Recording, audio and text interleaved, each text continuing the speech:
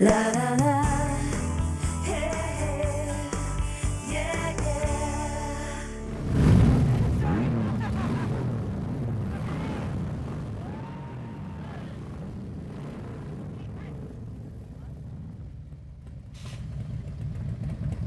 I don't know why I had to yell. Yeah. Tommy, turn it off. Wow, that was quite an introduction. I think Right, Tommy so- just wanted to show everybody Yeah, how cool Tom- his bike was. All right, so Yeah. we're going to come over here. No, we're going to stay here. Yeah, we're stay going to here? stay there. Yeah. Why? Oh, we're gonna stay why- right here.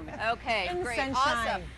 That, of Yeah. course, was your introduction to BACA, the Bikers Against Childhood Abuse. And here to tell us about it are Titan and Granda. That's their road names for BACA. How are you? I'm well, thank you. How are you? Thank you so much for coming out today. Well, thanks for having us. Appreciate it. So tell us a little bit about what BACA is. Essentially, BACA is a group of bikers that have come together. We exist as a body of bikers to empower children not to be afraid of the world in which they live. So we're there to support kids. So, Granda, you specifically you escort kids to court, or you go to court with them who have been victims of child sexual assault or abuse, and you basically are their advanced guard and you protect them. Is that how it works? We work with their legal guardian. We get approval from their legal guardian and adopt the child. The child is then indoctrinated into our organization through affiliation. We have a level 1 where everybody in the chapter meets the child, says hello to the child.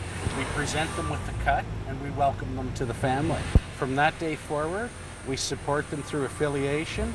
We have a primary assigned to the child that's one call away, whatever they need between the moment that they're afraid until they can stand alone. We support them. We do things like escort them to court, escort them to school. If we have to, we'll put 2 people in their house, 2 people outside of their house. We'll stay there for weeks. If the child's afraid, they call us. We're there for them. Simple call. All of our details are on our website, www.bacaworld.org, and it talks about the 4 levels of intervention. We have a message from our chief. It's a little video. If anybody wants to know a little bit more about us, go to the website, but start by viewing the video from our chief. We're across 16 countries. We're an international not-for-profit organization. There's 22 chapters in Canada. We're growing rapidly, and we're all very serious about protecting children and empowering them in the environment they live. We work at Maslow's hierarchy, level 2, where level 1 is water, food, and air. Level 2 is support and not having fear. We're very specific on the mission and what we do to support them at Maslow's level 2, and there's so much more, all shown on our website. Now, Titan, of course, one of the things that we all know from child abuse is that it's a power imbalance. Absolutely. And so the child feels fearful and terrified. But you guys are kind of terrifying yourselves. That's why it Until works. you realize you're just being teddy bears, right?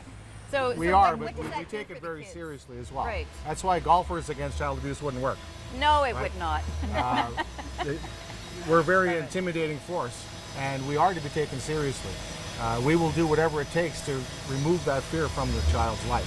When we pull up, sometimes they're a little bit intimidated by us themselves, but after spending some time with them, watching one of these guys do the hula hoop with an 8-year-old is very cool. Right. To watch that take place, watch that little child's face light up is an incredible experience. And they all get a name and a They're given a cut. So normally they get a jean vest with their name on it. They have a road name assigned to them. And on the back of their vest says, "We belong, we are part of the family." So they very much feel they're a part of our family. That's great. Yeah, and that's what it really takes for kids to be able to step away from their family or from the environment in which they do fear, is to be taken in and protected by somebody else. They want to know they're safe. And sometimes even in the home they're in, they don't feel that safety. That's where we come in. Right? The police can only do so much. You can only call the police so many times. When we show up, we show them we will be there for them, we will protect them, and we will do whatever it takes.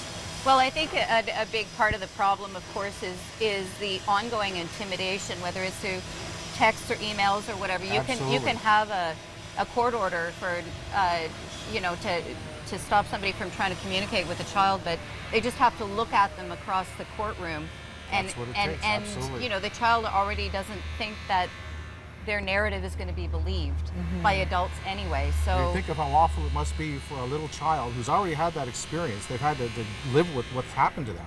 Now they have to go to court and explain to a whole group of strangers what's happened to them in front of the person who did it to them. That's very, very intimidating. Yeah. We remove that intimidation, or at least we attempt to remove that intimidation, so that the child can speak freely to hopefully get whoever their perpetrator is the maximum sentence possible. right. If they don't speak, they get nothing. Now you guys have got a fundraiser coming up. We're probably going to have somebody on the show about that again, but that's in November 5th. November through 5th gala. WeWhoConnect.com. You can buy tickets for that. And what's that night going to be about? That night is all about bringing the community out to support the organization, to raise some money to enable us to help these kids. There's going to be a live band, free parking, dinner, wine, silent auction.